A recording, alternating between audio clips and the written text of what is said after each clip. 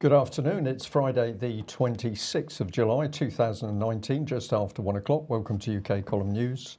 Your host today, Mike Robinson, myself, Brian Gerrish. We're delighted to be joined by David Scott with Northern Exposure from north of the border. Well, I suppose we've got to start off with Boris, unfortunately, who was giving a statement, his opening statement to the House of Commons yesterday, and then he gave a further statement outside Number 10.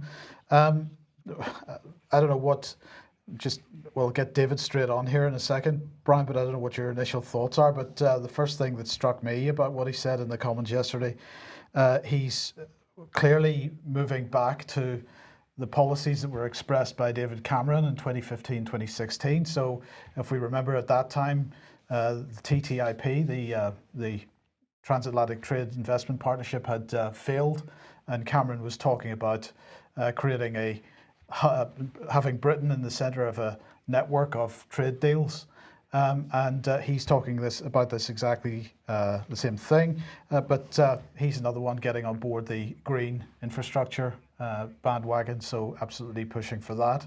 I thought we'd briefly just go through a couple of the key positions that he placed, and people that he placed in positions. So Sajid Javid has become Chancellor of the Exchequer. Of course, he's from a financial background, so we can imagine what we're going to get there. Dominic Raab, extremely inexperienced, relatively speaking, is going into the Foreign Office. And Ben Wallace becomes Defence Secretary. Speaking to David Ellis yesterday, our feeling is that he's probably going to continue with the Defence Union policy. We don't see any change in the direction there. But the one that, David, if I can bring you onto the programme, the one that really grabbed my attention was Liz Truss. Liz Truss being made Secretary of State for International Trade and President of the Border Trade. And really, if Boris's view is that he wants to have the UK at the centre of a network of trade deals, to put Liz Truss in charge of that seems like insanity. It's what they used to call in Yes, Prime Minister, a brave decision, courageous. Is that's it? Well, I mean, what do you say? I mean, what do you say? This is not. This it seems a strange decision. I'll grant you that. Courageous. Can I gently disagree? It makes sense to me because you put across that the aim is to get all of these trade deals in place, which is a wiggly network, and what you need is somebody who will do absolutely as they are advised and told. But she's hardly the type of person that's capable of negotiating these sort of things. So we've got to assume, therefore, she'll follow the script. She's going to follow the script. She's going to be Theresa. Well, the question is, David, what is the script? And well, we've titled this "Make Britain Great Again" because it seems to. I mean, the BBC here, their headline was Boris Johnson premiership will be the start of a golden age. But "Make Britain Great Again" seems to be that he's echoing a lot of what's going on the other side of the Atlantic. So if we just run through a few of these, he's saying that Britain is going to be the greatest and most prosperous economy in Europe, a new network of trade deals that we've talked about there, road and rail investment, broadband and 5G, close the productivity gap. So we're going to do that. I'm not sure that anybody really understands what caused or what is causing the productivity gap. We're going to close it anyway. No town is going to be left behind. Longer, happier and healthier lives. No carbon emissions, net zero by 2050. Electric vehicles everywhere. Free ports. Bioscience liberated from anti-AGM rules, so that's genetic modification. So no more, I think you've two antis in there, so no more anti-GM rules. Blight-resistant crops, I guess that's as the result of GM. Satellite and Earth observation systems. So really, we are going to turn Britain into what Trump is trying to turn the United States into.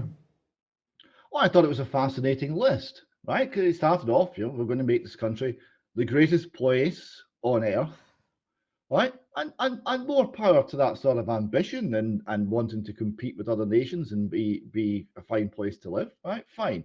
And then the detail comes. Okay. So the most prosperous country in Europe, well, okay, right? There's actually not that much competition in there, but you know, that's something to shoot for. Trade deals, so that's well-regulated trade. That's rules-based international order. Okay, road and rail investment. Well, there's hardly a totalitarian regime that didn't want more road and rail investment, because that tends to be quite good at that. So we'll see how that goes. Broadband and 5G. Well, we have our concerns about 5G and the health, so he's ignoring that. Close the productivity gap. I thought was an interesting one. Indeed. Like, that's caused by lack of investment, and I would say that the place you look for that is the domination of the financial sector of the City of London. I would suggest. I don't think he's going to be tackling that. Longer, happier lives. No Town Left Behind was an interesting one. And then he's buying the global warming stuff. And he's buying the Brave New World of Bioscience. This is not the agenda I would have picked to make Britain great again, but that's what he's chosen. So he's a puppet for the international agenda. That's the agenda that we're seeing here. This is Agenda 21. It's the United Nations agenda. It's Davos. It's all of the big players' agenda. This hasn't come out of the mouth of Boris. Of Boris. No. Well, one person who didn't end up in the cabinet was Steve Baker, and he had something quite interesting to say yesterday. With regret, I've turned down a ministerial job. I cannot repeat my experience of powerlessness as a junior department for exiting the EU minister with the work done in Cabinet Office UK. So what he's highlighting here is the fact that the Cabinet Office is in control. Now, David, there is one interesting development, and that is the recruitment of Dominic Cummings as effectively as Chief of Staff. Now, why I find that interesting is because although a lot of the sort of nation building and infrastructure building policies that he's talking about may have come with Dominic Cummings' influence, one of the things that Dominic Cummings was talking about in 2014 and 2015 was getting rid of the permanent civil service. So this is the permanent secretaries, the likes of Mark Sedwill, the people that are running the show in the Cabinet Office, who effectively on the first day of a new Prime Minister will sit down with them and attempted to intimidate them into submission, because in fact it's the Cabinet Office that's in charge of everything. So I wonder how much of this this cabinet that he's built is to give him the perception, at least the idea of a united front to effectively engage with the civil service with a view to perhaps beating them down a little bit. That could be, because it's an interesting few days. You've had a lot of clearly dynamism injected into a very sleepy government. You've got a team that do look to be focused on one thing, and if that list of kind of non-events and Davos supporting compliance with the international agenda that was his opening speech is anything to go by, he's basically saying we've only got one front here, and it's Brexit. And there might be a reason for doing that. Only fight one battle. It's the only battle that he feels he can take on just now. Does Brexit mean that you have to take out the permanent civil service? I suspect it probably does. As I think that's probably one of the reasons that Theresa May failed so miserably to achieve anything there. But anyway, let's just have a look at some of the sort of responses to Boris's speech in Parliament, and we'll start off with Laura Smith, who's from Crewe and Nantwich. She's been outspoken on this issue before, but have a listen to this. Mr. Speaker, the Prime Minister recently appalled and offended many people when he criticised investigating historic child abuse as spaffing money up the wall. What does he have to say to those who have suffered at the hands of predatory paedophiles, especially those who are still seeking justice, and will he now apologise? Mr. Speaker, this country is proud of its record as a world leader in fighting child sexual abuse, and under this government we will continue to lengthen that lead. So, David, is Britain a world leader in this area? Clearly not. What is Britain? Britain has been a centre of abuse, and it's not the only one. Right? One of the things that was most striking when this first game started to come to light decades ago was someone said, well, this is either an international conspiracy of toddlers to tell a consistent set of lies all across the globe, or it's global. So the abuse is global, but we are letting down the people who have suffered appallingly. We'll get to more on that later in the news today. And yeah, it was a dreadful thing that Boris said, and clearly there is no hint of any rowing back on it. No, because it's in his head. He believes what he says, and that arrogance and the vehemence of that dismissal there says he does not care. So we can expect to see, I think we can expect to see a rapid follow through with cover up via the supposedly independent child abuse investigation going on at the moment. Well, let's have a look at a little bit more reaction. Here is Alexandra Phillips, MEP, Green MEP, and her response was, effing hell, a points-based system of immigration. What will my beloved country turn into? We're being ruled by a fascist, and things are getting more and more scary. We cannot stand for this. He has no mandate to do this, and we must bring him down. So that was her attitude. Now, in fairness, she was also tweeting out, not a single news bulletin on the weather should air without mentioning climate change, not a single image of a family on a beach without mention of people suffering and even dying from heat. This is a crisis, and it must be treated by the media as one, end of. Now, quite a bit in the House of Commons yesterday during the questions to Boris Johnson echoing that type of sentiment. But David, it seems to me that people used to have a slightly more optimistic view of the summer. What you mean? You're like me, old enough to remember when it was called A Lovely Summer's Day, and not a level 3 heat wave alert and impending doom for the whole of the globe. Yes, this idea that people are going to call him fascist. It's a word that's bandied around very often by fascists, I find. We must do a bit more examination into what these terms actually mean. And the rejection of the points-based immigration system, I suspect, comes from a point of rejecting all restriction on immigration, because that's the globalist far-left position, and that's the position generally held by the green and environmental lobby. So he'll get a lot of support for that line, and he'll get a lot of support for at least going soft on what David Cameron described as that green crap. So we'll see how he'll fare up against the far left. I think, like Trump, Boris will actually be quite effective against the far left. Well, judging by the look on Jeremy Corbyn's face in Parliament yesterday, I think you're right, because he was looking pretty glum. Now, of course, the Tories have just elected a new leader. Most people probably are completely unaware that the Liberal Democrats have done exactly the same thing, because, well, they managed to get their leadership campaign cutting right through the news agenda, didn't they? And Jo Swinson is their leader.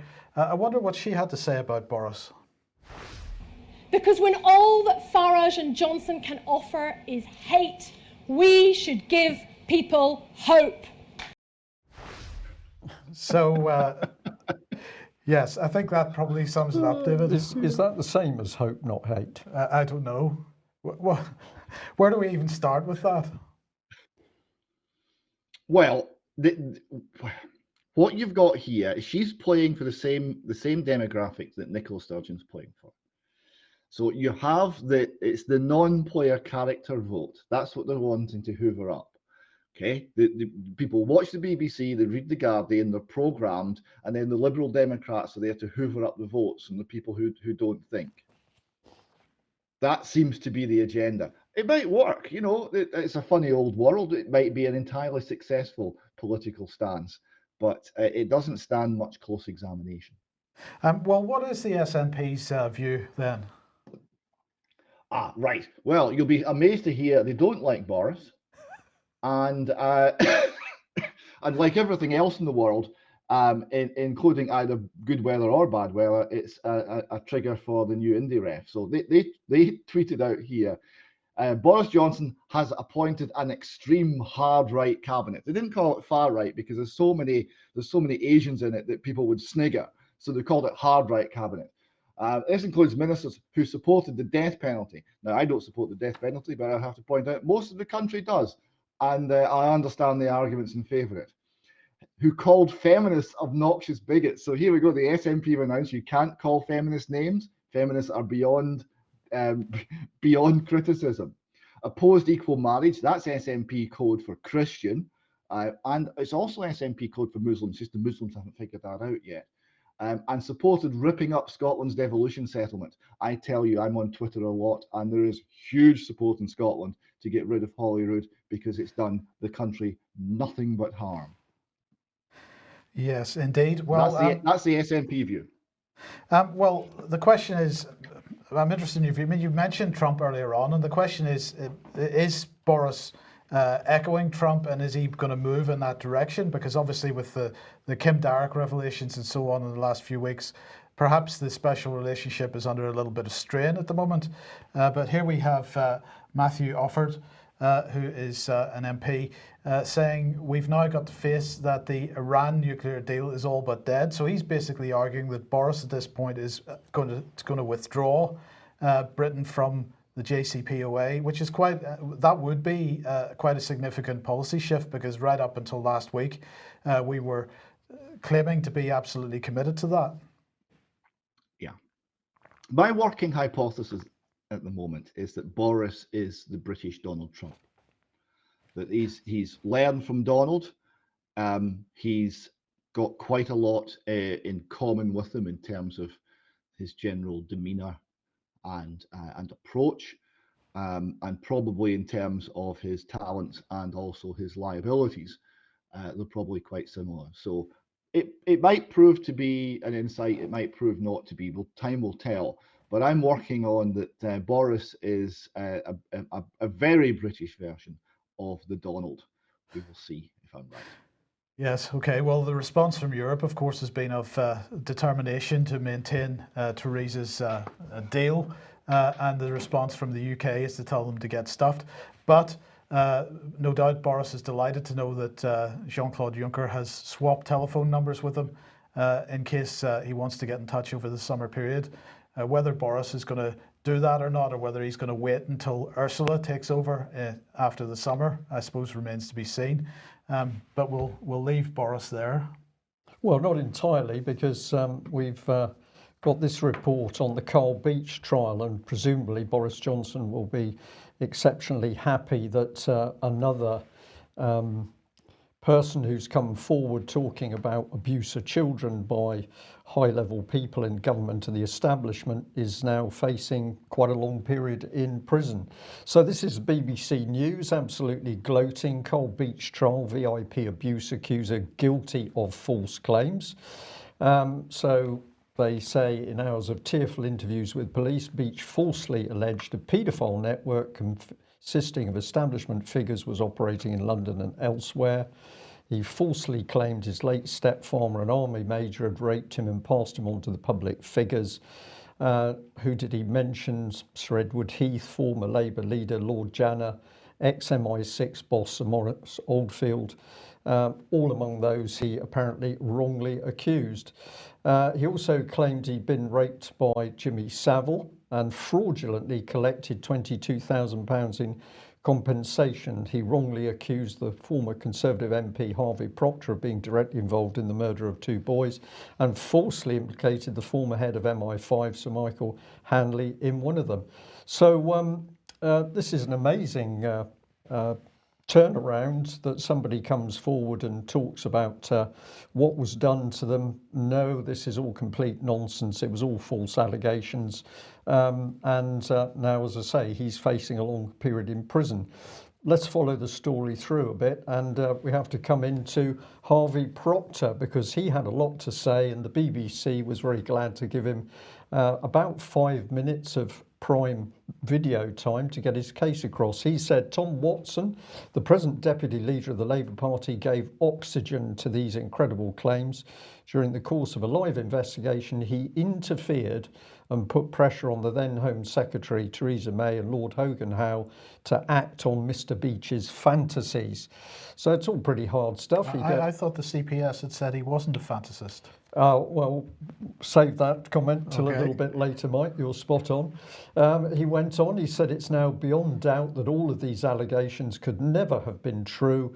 It's time for an apology from Tom Watson to me.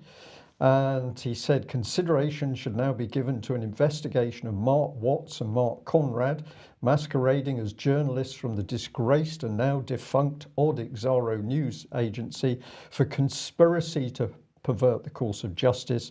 An assessment should also be made of the role of Mr Tom Simons of BBC News team for showing Mr Beach photographs of alleged victims. They reported manipulated and manufactured information. They forgot to test the information neutrally and just reported the news blindly. And stay with it. Sorry, here he's got a bit more. In conclusion, in these precious last few years of my life, I know that I can never regain what's been taken from me through Mr Carl Stephen Beach's mendacious activities and the consequent rogue, malicious and apparently homophobic Metropolitan Police Service's investigation. And he went on to say he will spend the rest of his life helping those falsely accused. Apologise, a few typos there crept into Mr Harvey Proctor's proclamations. So he says he's going to spend the rest of his life helping people. How's he going to do that, Mike? I think he's put his name forward here. Oh, he has. He's saying that he is going to stand against Tom Watson in the next general election in revenge for the Nick campaign, according to the Telegraph. He's faced, Tom Watson rather, has faced growing calls to stand down from his leadership role, the Telegraph says, in wake of the conviction of Carl Beach, who now faces years in jail for perverting the course of justice. And so Harvey Proctor going to stand against Tom Watson. So you're going to stand as a member of Parliament to serve your country and your motive is revenge. Yes. It's brilliant. But let's get into a little bit of the interesting things around this case. This is part of the BBC News report. Beach had meticulously researched his false claims, allowing him to misdirect and mislead journalists and the police. That's a quote from Mark Conrad from Exaro. But David, I found this one fascinating, that you could meticulously research false claims. How does that work? I don't know. And I'm talking to a lot of people who deal with a lot of abuse survivors, and they've seen a little bit of video of this man. They've not met him and they've not interviewed him. So it's not real hard evidence. But their reaction was, having seen a lot of abuse survivors, their reaction was, he looks genuine. There's nothing, there was no alarm bells going off for these people, and they're extremely experienced in dealing with abuse survivors. I thought the BBC hit piece was appalling. It has actually reminded me of the hit piece they did on Tommy Robinson a week or two ago. They play to jealousy. They had a photograph of the car he bought, sort of mid-priced, nice Ford thing. Well, you know, oh look, he bought a nice car with his compensation money. Oh, you know, and it's to try and generate jealousy. It plays, the BBC these days plays to every low human emotion. Every low human emotion, and they don't ask the questions as to what this statement actually means. What I get out of it is that he obviously presented a lot of very real and valid information, which showed he had an understanding of the areas that he was talking about. But this has now been twisted round that he meticulously researched false claims. Now, I can say I had a call from a gentleman who said he was Nick about 9 months ago. And in the short telephone conversation I had with him, he seemed to me to know what he was talking about. And well, it gets more interesting. Let's have a look at Jonathan Green here. Now, certain police officers were put up for investigation as to their role. And this is what Jonathan Green, Director General of the Independent Office for Police Complaints, said. The allegations Nick made were grave and warranted investigation. And we believe those police involved in applying for the search warrant acted with due diligence and in good faith at the time. But how can this be, David? Because he was a fantasist. This man was making up these allegations. So how can those allegations have been judged grave? And we're talking about experienced police officers. We're not talking about dupes. And we're not talking about people who would rush to offend the powerful in the land, because as we are now daily discovering, that can be very dangerous, personally and professionally. They were sufficiently convinced that they felt obligated to act. It doesn't sound like a dupe to me. No, it doesn't. So let's bring in the Crown Prosecution Service. Here's Jenny Hopkins, Head of Special Crime and Counter-Terrorism Division.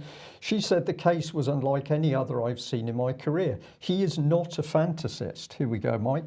He's not a fantasist, as some people have described him, nor is he a victim of abuse where there was insufficient evidence to prosecute. He was a very prolific and manipulative liar who thrived on being in the limelight. He would quite happily have seen innocent men arrested and face the full weight of the law. But this man, we're told, was just simply making things up. And yet we've got the investigation by the Independent Police Complaints Organisation saying, well, these were very grave things that he said. Nothing in this case stacks up. But isn't it fascinating that the CPS lady is special crime? What does that mean?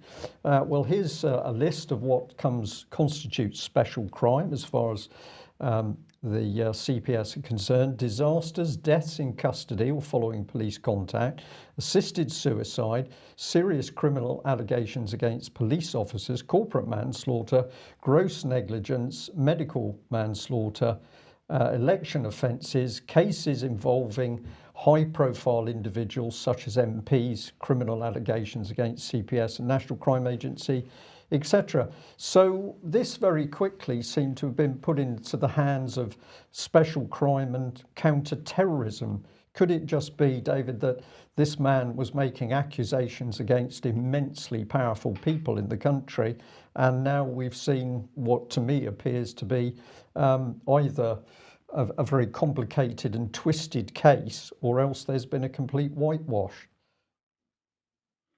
When Robert Greene reported the fiscal in Aberdeen for lying to the court, the first question he asked the detectives sent to investigate was, in Scotland, is everyone equal under the law? Oh, yes, Mr. Greene, everyone's equal under the law. And then it rapidly proved not to be the case. Now, here we've got a situation where we're meant to be all equal under the law, but if you're an MP or an important person, you have an entirely different police force dealing with or sub-unit within the police force dealing with any accusations. That doesn't seem very equal under the law. No. Seems very strange. Why would the job title of the accused person warrant a different approach by the police? Well, we'll leave our viewers and listeners to think about that, but I'm sure it'd be something that Boris Johnson would be fully supportive of. Now, another related high-profile case, of course, is that of Jeffrey Epstein, because of the types of people that he was associating with in his activities. And the Guardian here reporting that he has been found unconscious in his prison cell. This, I think, was yesterday. But he got some medical attention and he's back in the same prison cell, I understand. So what are your thoughts on this one, David? Well, you pay your money, you take your choice on this. Epstein claimed he was beaten up by another inmate and was found curled up in a corner, semi-conscious and crying. There is a suggestion it was in fact a suicide attempt, and there's a suggestion that it was in fact an attempt to get basically bail or a move to a better prison. a softer, more kind of pleasant to be in prison. I'm not sure. I think he might have been attacked. There must be an awful lot of people who would want him not to be alive right now. I hope they look after him extremely well. Yes, indeed, because there's some questions to answer there.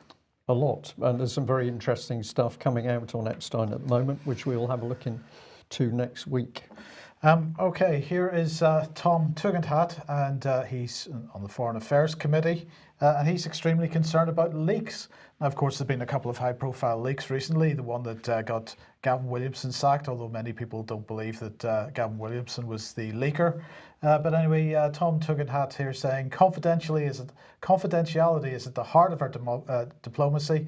The effective functioning of government depends on it. Leaks are corrosive and undermine the work of the Foreign and Commonwealth Office, the civil service, and wider government at home and abroad. So the Foreign Affairs Committee has released a report on this, which says basically that leaks are corrosive, as you say.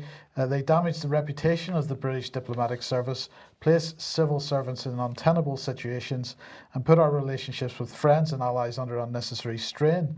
And because diplomats have to be able to speak openly and freely without fear that their words will be relayed either in part or in whole to other interested parties.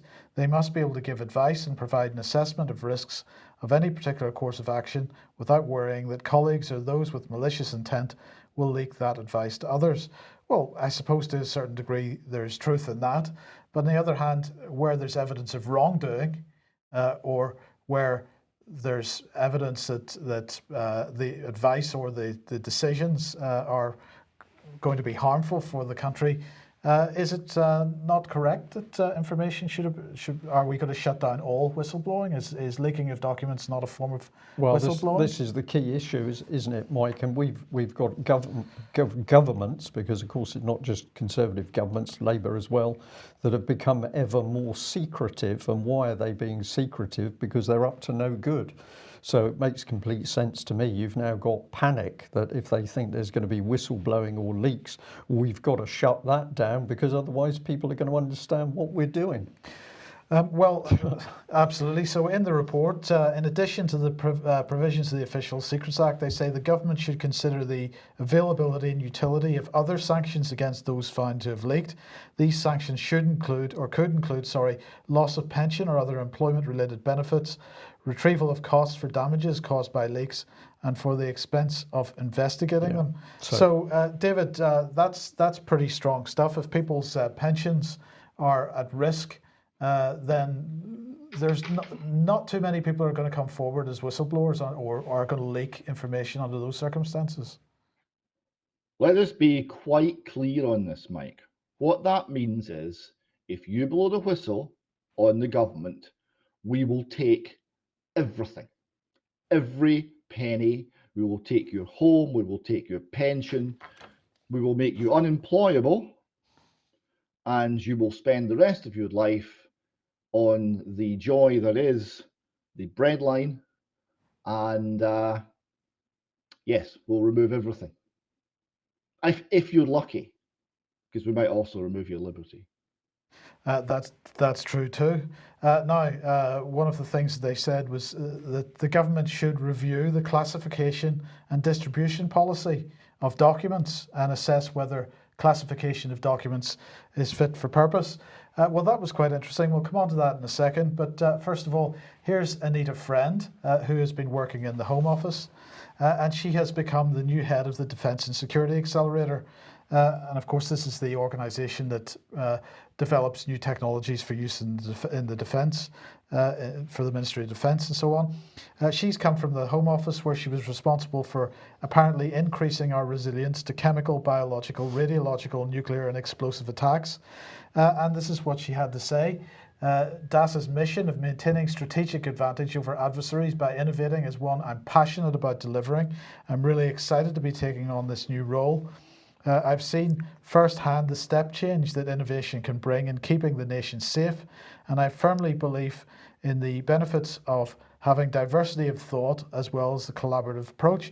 Well, that's just as well, because frankly, Brian, diversity of thought, you couldn't get much more diverse than her, because I'm not sure that she has any background in defence, security, or even new technologies. Well, I was looking at a picture, Mike, and The Sound of Music came into my head. I've never watched that film all the way through, but I thought Anita could star in The Sound of Music. If we have a look at her qualifications, it's Cambridge University, a 2-1 in geography. And then she went to work for a big global transport consultancy. That took her up to 2008. Then she's a project manager, a policy manager, civil contingencies in the Cabinet Office. So you go from a consultancy straight into the Cabinet Office. You do a little bit of policy work, 2 years, use of science during emergency, human and animal health contingency planning. Then she's an assistant director, risk and assessment of civil emergencies. And then she's the CBRNE unit from 2013. So from July 2013. So this young lady comes from a background of doing geography at university. She comes more or less straight into the Cabinet Office, and now she's getting passionate about delivering stuff. I mean, I don't want to insult anybody with a geography degree, David, but in Queen's University Students' Union, in the toilets, there was somebody had graffitied on the wall, Queen's University Geography degree, please take one, with an arrow pointing at the toilet roll. I mean, how does somebody with a geography degree end up dealing with chemical weapons policy? Sound of Music is the answer. Well, maybe she's just extraordinarily lucky. Or maybe not. It's a very strange choice. Things like risk assessment. You talk about risk assessing civil defence. To actually add any real value, anything to that witch's brew, would take, well, it would take the wisdom of Solomon for a start, but it would certainly take huge experience in relevant areas, I would have thought, and the right sort of mind. It doesn't strike me as the sort of thing that a relatively young person with that sort of background could possibly acquire. It doesn't seem achievable. Well, what was interesting, if we think about Tom Tugendhat for a second, the government should review its classification and distribution policy of documents. When I was looking for a little bit of background on her, I came across this, which is labelled official sensitive. Home Office document. This is a presentation that she gave, learning from the Skripal attack for CBRN preparedness. This was presented by Anita Friend, on the 24th of April this year. Well, what were they talking about? She was reflections, the fusion, because we've got to present the fusion doctrine here. This is, I mean, it seems to me that she is absolutely indoctrinated into the latest common purpose thinking within the civil service. Yep. The fusion doctrine there, so the fusion of health, science, policy and communications was essential to make risk-based decisions against an incomplete evidence picture, and so on. Now, so why am I mentioning this? Well, okay, this is labelled official sensitive, which effectively means toilet paper. Well, yes, but it's not a track document, but our speaking to Alex earlier on, our view is that it probably shouldn't be necessarily, it should be limited in terms of the number of people that get to see this type of thing. But anyway, where did I find this document? I found it on this website, a Norwegian government website. So when we're talking about the classification and distribution policy with respect to documents, and you do a search on Google, you find documents, British government documents, which, okay, they're not pretty low classification, but they still have a classification, and it's appearing on a web server belonging to a foreign government. Perhaps there is some question of how the classification of documents should be managed. Yes. Yes. I can't really say too much on that one, but I'd love to say a lot more and we could have a lot of fun. But you're not allowed. What a remarkable young lady. Yes. Somebody suggested she's like the Agenda 2030 lady, Greta Thunberg. Yeah. Yes, David, sorry, did you have something you wanted to say there? Well, I just want to finish off two things. One, risk-based decision making. Okay, that means one of two things: either looking at the long-term statistical probability of things that happen all the time, which we're not looking at here, or making decisions based on pure belief. And that's what she's doing. And the other thing is, maybe she got the job just because someone thought "I need a friend" is a really funny name for someone in that position. It's just a thought. Yes. Okay, quick reminder, if you like what the UK Column does and you would like to support us, then please head over to the community website. That's ukcolumn.org/community. And there are various options for taking out memberships there. Please do that if you possibly can, because we do need your financial support. And a quick reminder of AV 10.1 taking place on the 27th of October in the Holiday Inn in Kensington, London. Details at alternativeview.co.uk and tickets there as well. Indeed, and a reminder that Saturday, so tomorrow night at the Seven Stars Hotel Totnes, we've got this talk on protecting our green movement, and this is actually having a look at what is taking place and what some of the green initiatives are, what they say they're doing and what they're really doing. Transition Towns coming under the spotlight because Transition Towns is supporting 5G, which seems to be quite a conflict. Yes. Okay, David, the SNP is making the same mistake again. This is a little comment by a former advisor to Alex Salmond, right? So he said that the First Minister, let me read a paragraph or two out here. He accused Miss Sturgeon of alienating people within her own party and branded her government tired. He sent her a letter to say that she had destroyed the old case for independence and discovered the party lacks the intellect to build a new one. She destroyed the old case for independence and discovered the party lacks the intellect to build a new one. She pushed her social agenda with mixed success and found it has alienated some. Right? And in the mistake he's talking about is the nationalists put everything on Brexit as the route to a new independence referendum, and now they're putting everything on Boris as the route to a new independence referendum, and he's saying they're repeating the same mistakes. Now, this is interesting for a couple of reasons. Firstly, here you see people within the nationalist independence supporting movement realizing that the SNP, particularly the SNP senior leadership, lacks the intellect to form new policy and is really rudderless at the top. Now, that's the first time I've seen someone that central to the sort of inner thinking of the party say that, and I think it's absolutely correct. I disagree slightly when he says that Nicola Sturgeon destroyed the old case for independence. The old case for independence was built on two things: oil and EU membership. So Brexit and the international trade in oil has destroyed the old case for independence, and Nicola is completely incapable of building a new one. That's the problem they have. Okay, well, this is a quite unpleasant story here, but this is a Telegraph. Human remains found in 100 containers of exported recycling sent from UK to Sri Lanka.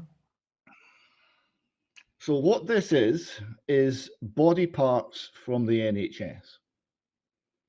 And it's turned up in recycling containers in Sri Lanka. And the Sri Lankans, who were expecting mattresses, are not too impressed to find things like limbs and organs, because they have to deal with the problem. Now, the suggestion here is that this is the NHS is getting contractors to remove the waste, and the contractors are breaking the law and mixing the waste with much lower cost waste for disposal and sending it off. And they've got caught. Someone's making a killing, as Dominic Hogg from a recycling firm stated. So, and just to clarify, that recycling consultancy Eunomia is not accused of anything here. That was a comment that they've made as an expert comment. Is that right? Yes, that's correct. Yes, this is a comment on someone who's expert in the field. They're not in any way connected with the misuse of waste disposal systems. So I just want to highlight the NHS is its continued dysfunction is showing once again as we have British body parts turning up in rubbish in Sri Lanka. Yeah. And I think I'm correct in saying, David, that if people research this, you'll find that there's a lot of information about this story. This is not just one part of the story that's come to the surface. There's a lot that's been reported. It's as though it was building over time with a number of people making excuses as to what was going on. So just encourage people to do the research on that. Okay, well, that brings us to the end of the news. Before we finally close, I'll just say that we're very sad to learn that Lynn Thayer, partner of David Noakes, and of course Lynn was helping with work around GC MAF. Lynn was arrested in the last couple of days, and we understand that she's in Bronzefield Prison, and it looks at the moment as though extradition processes will go ahead. Lynn is facing charges relating to GC MAF in France. Of course, David Noakes and Lynn herself also saying that these charges, these accusations are completely untrue. But it looks as though Lynn is now heading for extradition, and she's going to need a lot of public support if she is not to disappear into the French Gulag system. We'll end there. Thank you very much for joining us, and we'll be back at the same time on Monday. Bye-bye. Bye-bye.